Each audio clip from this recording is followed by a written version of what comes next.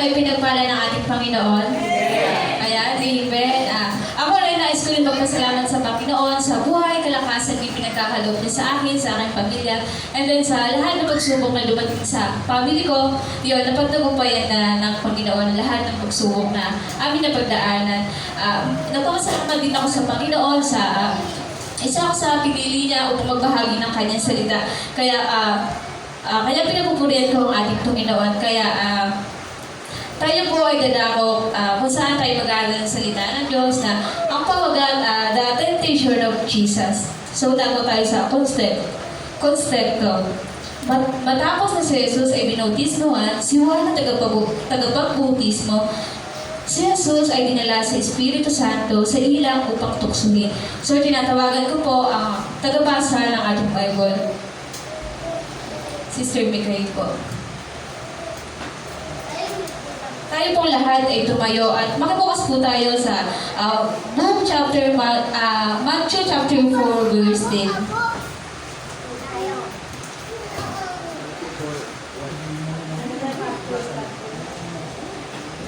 Matthew chapter 10 verse 4.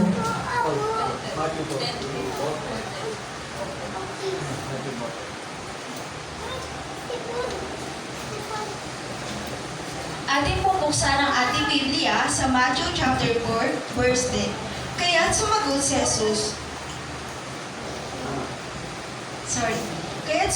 Jesus, lumayas ka, Satanas, sapagkat nasusulat, ang Panginoon mong Diyos ang dapat mong sambahin, at siya lamang ang dapat mong paglingkuran. Amen. So, tayo po lahat ay pumakit at sabay-sabay po tayo na manalangin. Yes, hallelujah, yes, hallelujah, God. Panginoon, maraming salamat. Pinupuri, pinapasalamatan ka namin, Panginoon. Tinataas ka namin, Panginoon.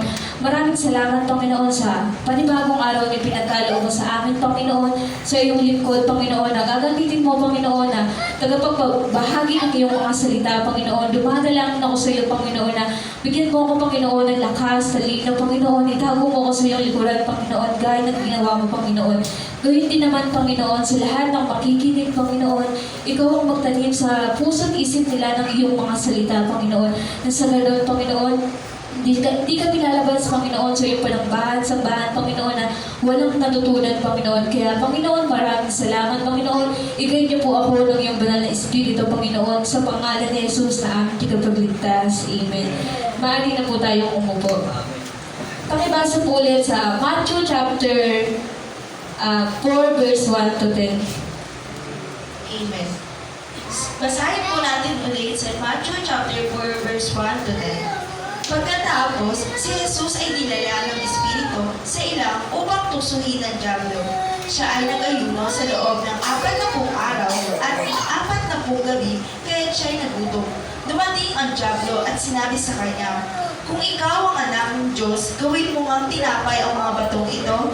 Ngunit sumagot si Jesus, nasusulat, "Hindi lamang sa tinapay na bubuhay ang tao, kundi sa bawat salitang nagmumula sa bibig ng Diyos." Pagkatapos, dinala siya ng dyablo sa Jerusalem, ang banal na lungsod, at pinatayo sa taluktok ng templo.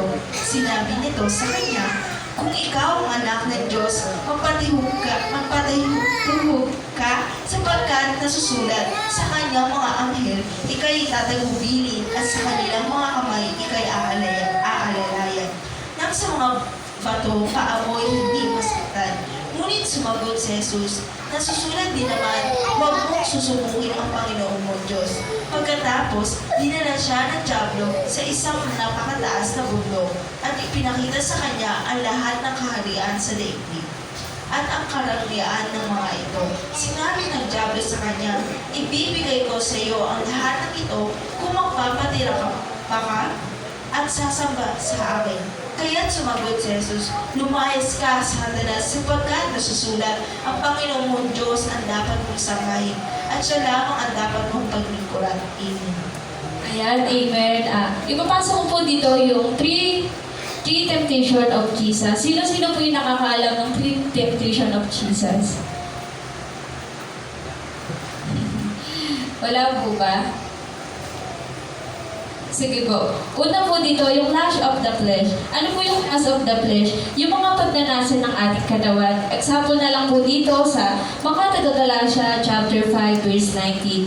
Hindi makakaila ang anumang mga hilit ng laman, pakikiapid, kahalayan, at kalaswaan. Mga kapatid, hindi lang po dito ang example nito, kundi yung pagiging masiba din mga kapatid. Kunwari, busog ka na, and then gusto mo pang kumain mga kapatid. Hindi lang sa pagkain yan, pati sa mga bagay, pati sa mga bagay, iba't ibang bagay na meron ka na pero ginugusto mo pa rin. So, ito po yung lust of the flesh.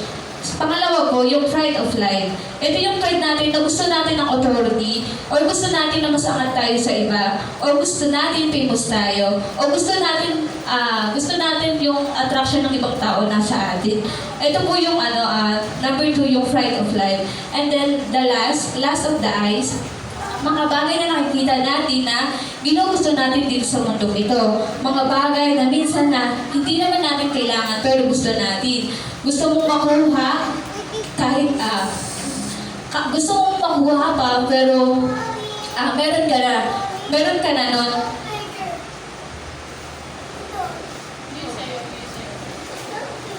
So yun, yung gusto natin makuha, ayun po yung the lust of the eyes. Example, may asawa at girlfriend ka na. Gusto mo pang may bago ka pang babae, may bago ka pang lalaki. Di ba, sister sa Biblia? So, kung titignan natin ng mga kapatid, hindi alam ni Satan kung saan tayo titirahin. Alam niyo yung kahinaan natin at yung kalakasan natin. Alam niyo yung kalakasan natin. Isipin natin, hindi tayo tinitira ni Satan kung saan tayo malakas. Kaya, napakagaling talaga ni Satan no? Or kaya, di ka niya binibigyan sa tukso, sa oras na ikay malakas at mainit sa Lord. Alam niyo mga kapatid, kung saan tayo tinitira ni Satan. Tinitira tayo ni Satan kung saan tayo mainit, kung saan tayo nakapokus sa Lord, kung saan tayo seryoso, kung saan palagi tayong nananalangin, palagi natin kausap yung Lord, doon na tayo tinutok sa mga kapatid. Kaya yun po yung the three temptation of Jesus. Kaya po, mamaya po, magtatanong ako, mag-notes po kayo, may prep niyo po. House and lot, charot. Ayan po, pakibasa po sa Matthew chapter 4, verse 1 to 4.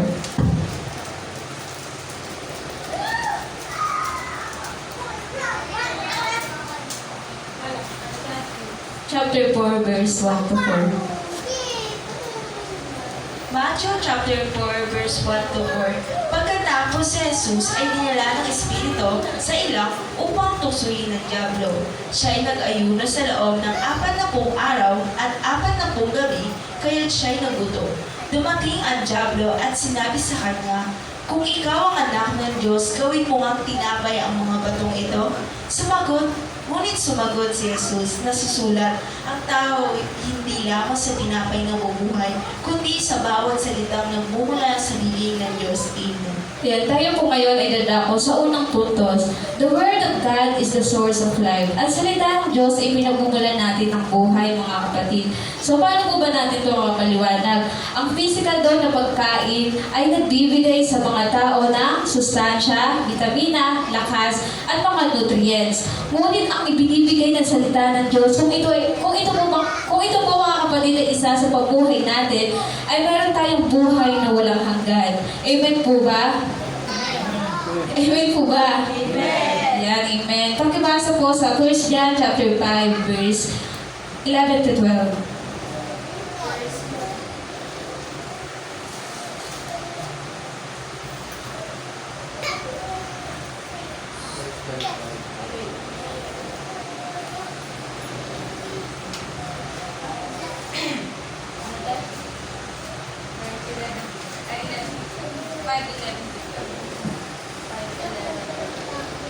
Basahin po natin sa 1 John chapter 5, 11 to 12. At ito ang patotoo, ipinagkaloob sa atin ng Diyos ang buhay na walang hanggan, at ito'y makakamtan natin sa pamamagitan ng kanyang anak. Ang sino mang pinapahanahan ng anak ng Diyos ay mayroong buhay na walang hanggan, ngunit ang hindi pinapahanahan ng anak ng Diyos ay hindi makakaranas ng buhay ng walang hanggan. Amen. Ayan, amen. Sabi sa ulitin ko na lang po.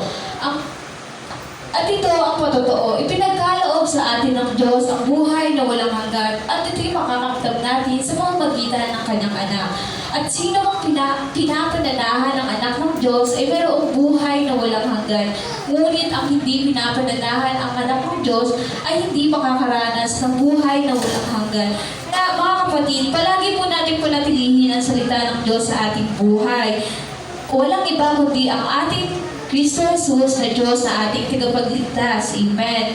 Kaya, number 2 po, Matthew chapter 4, verse 5 to 7. Mabilis lang po ito.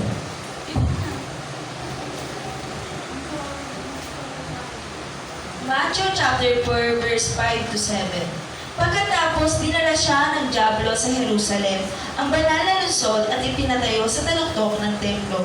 Sinabi nito sa kanya, kung ikaw ang anak ng Diyos, magpatihulog ka, sapagkat nasusulat sa kanyang mga anghel, ikay itatagubilin at sa kanilang mga kamay, ikay aalalayan, nang sa mga bato paamoy hindi masasaktan. Ngunit sumagot si Jesus, nasusulat din naman, huwag mong susubukin ang Panginoon ng Diyos. Amen. So, puntos, the devil is true deceiver. Ang Diablo ay tunay na mapanlilang, mga kapatid. So, hindi lingid sa Diablo na tayong mga Kristiyano ay nagsusumikap mabuhay sa salita ng Diyos, mga kapatid. Buong tiwalang ibinigay sa Diyos ang ating buhay. Kaya, ang Diablo rin ay gumagamit ng salita ng Diyos upang mapanlilang tayo, mga kapatid. Sa ganitong kadahilanan, sumulpot sa iba't ibang sekta na nagsasabi sila ay Kristiyano, ngunit hindi naman nila sinusunod ang nakasaad sa kasulatan, mga kapatid. Puntos, do not overpower God's way. Huwag pangunahan ang kaparaanan ng Diyos. Ang pangalawang, mga kapatid, makukuha natin dito ay tayong mga anak ng Diyos ay huwag nating susubukin ang ating Panginoon. Susubukin ang ating Panginoon sa ating mga sarili, kagustuhan ng udyok ng mga kaaway, mga kapatid. So, basahin po natin ang Deuteronomy chapter 6, verse 16 to 17. 17, 17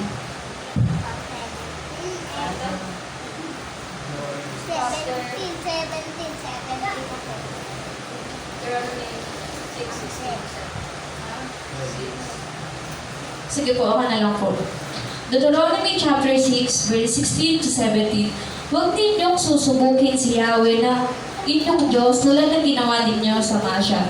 Sundin ninyong mabuti ang kanyang mga utos at mga tuntunin. So, ibig sabihin lang nito, mga kapatid, na kahit anong nararanasan natin kahirapan sa buhay o makulangan sa salapi, mga kapatid, pagkaubos ng oras sa iba't ibang mga bagay, samot-samong sakripisyo lang dahil sa pagsunod sa Diyos. Huwag natin pangunahan, mga kapatid, ang ating Diyos. Huwag natin nakain pangunahan ang ating Diyos. Huwag natin pagdudahan ang ating Diyos. Huwag natin pangunahan ang plano niya sa ating mga buhay. Bagkus, mga kapatid, gayahin natin si Jesus, mga kapatid. Inuna niya ang kalooban ng Diyos. Hindi siya nagpadala sa mga bulong ng mga kaaway o ng masasama. Bagkus, buong tiwala siya, yung buong tiwala niya binigay niya sa ating Diyos. Yung buong tiwala niya binigay niya sa kanyang Ama na alam niya hindi siya kailanman pababayaan. Tayo naman, mga kapatid, mag-focus tayo sa ating pagsunod sa Panginoon at huwag natin, mga kapatid, alalahanin pa ang mga resulta nito sa ating buhay. Bagkus, mga kapatid, alam natin na hindi tayo pababayaan ng Diyos, Ama, at alam niya na higit pa sa lahat ng ating pangangailangan, mga kapatid. Kaya, magtiis tayo sa pagsunod sa ating Diyos. Amen. Number 3 po, Matthew chapter 4, verse 8 to 11.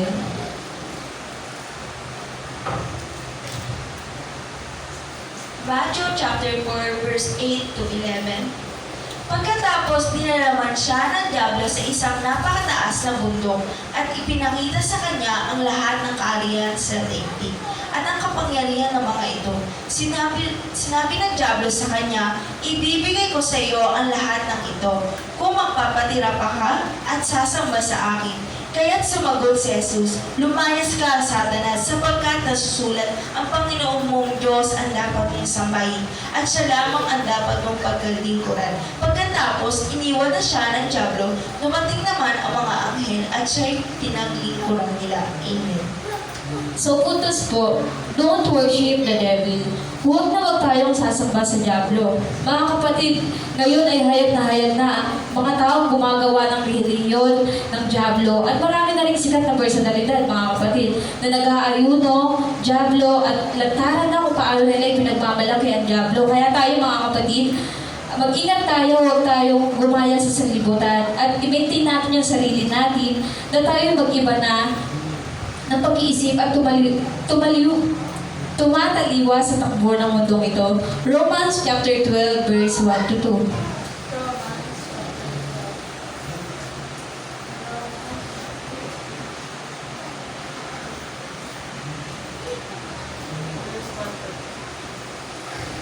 Basahin po natin ang ating Biblia sa Roma chapter 12, verse 1 to 2. Kaya nga mga kapatid, alang-alang sa masaganang habag ng Diyos sa atin, ako'y nakikiusap na iaalay ninyo ang inyong sarili bilang isang handog na buhay, banal at kalugod-lugod sa Diyos. Ito ang karapat-dapat ng pagsamba ninyo sa Diyos. Huwag kayong makiayon sa takbo ng mundong ito, mag-iba kayo sa pamamagitan ng pagbabago ng inyong pag-iisip upang maunawaan ninyo ang kalooban ng Diyos, kung ano ang mabuti, kalugod-lugod at ganap na kalooban niya. Amen. So puntos, we have the authority over the devil through Christ Jesus. Tayo may kapangyarihang palayasin ang dyablo sa tulong ni Jesucristo. Luke chapter 10, verse 19.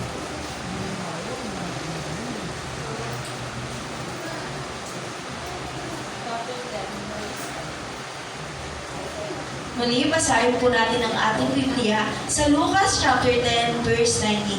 Binigyan ko kayo ng kapangyarihan, tapakan ang mga ahas at mga alakdan, at ang lahat ng kapangyarihan ng kaaway, at walang makakapanakit sa inyo. Amen. Ulitin ko po. Luke chapter 10, verse 19. Binigyan ko kayo ng kapangyarihang tapakan ang mga ahas at mga alakdan, at daigin ang lahat ng kapangyarihan ng kaaway, at walang makakapanakit sa inyo. Kaya, kung tayo man mga kapatid na ang dami ng kaaway, yung peace of mind natin, yung ating self-control, yung ating focus sa spiritual, at sa tulong ng Diyos, hihingi tayo ng tulong sa Diyos, sa pangalan, sa pananalangin, para ma-overcome natin ang dyablo. So, puntos, the only true God that we will worship is named Jesus. Ang tunay na Diyos lang ang ating pinaglilingkuran na ang pangalan ay Jesus. So, makikita natin na ang mga anghel ay pinaglilingkuran si Jesus. Matapos sabihin ni Jesus kay Satanas na tanging ang Panginoon lang ang sasambahin at paglilingkuran, dito hayagang sinabi ni Jesus na siya ang Panginoon na tinutukoy natin. Siya ang Panginoon na tinutukoy niya. Puntos, do not exchange our honor, salvation, and the promised life of Jesus to anything in this world. So huwag natin ipagpalit ang karangalan, kaligtasan, at ang buhay na ipinangako ng Panginoong Jesus sa kahit anumang mga bagay dito sa mundo. So basahin po natin ang Marcos chapter 8, verse 36.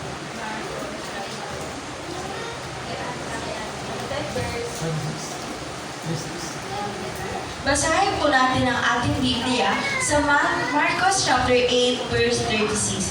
Sapagkat ano ba ang mapapala ng isang tao makatamnan niya ang buong daigdig, ngunit mapapahamak naman ang kanyang sarili. So, kaya mga kapatid, dapat lagi tayong focus sa spiritual at hindi sa mga bagay na nararanasan natin ngayon, at dahil sa pangako ng Diyos, siya'y magbibigay sa atin ng kapayapaan, kakontentuhan sa kung anong meron tayo ngayon. Ang Panginoon ay sapat sa ating buhay. Amen po ba? Amen. Amen. Yan, tayo po ngayon ay dadako sa conclusion. So, mga kapatid, ang mga anak ng Diyos ay tunay na sumasampalataya kay Jesus ay talagang magdaranas ng iba't ibang uri ng pagsubok. Kaya lagi natin tatandaan na ang Panginoon natin ay napagtagumpayan na sa libutang ito.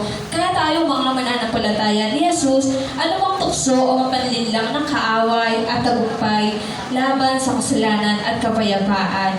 Yan. Ganito lang po ang aking mga ibabahagi. Maraming salamat sa ating Panginoon. Lahat po tayo tumayo at tayo po ay manalangin. Yes, hallelujah. Panginoon, maraming salamat, Panginoon,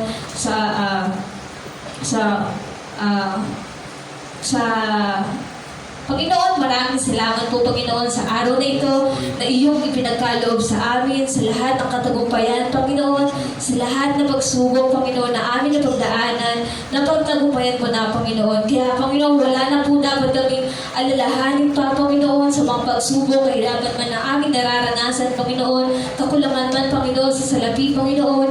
Maraming salamat, Panginoon, dahil ito, Panginoon, alam namin, Panginoon, na ipuprovide mo, Panginoon, sa bawat nangangailangan, Panginoon, ng iyong mga anak, Panginoon.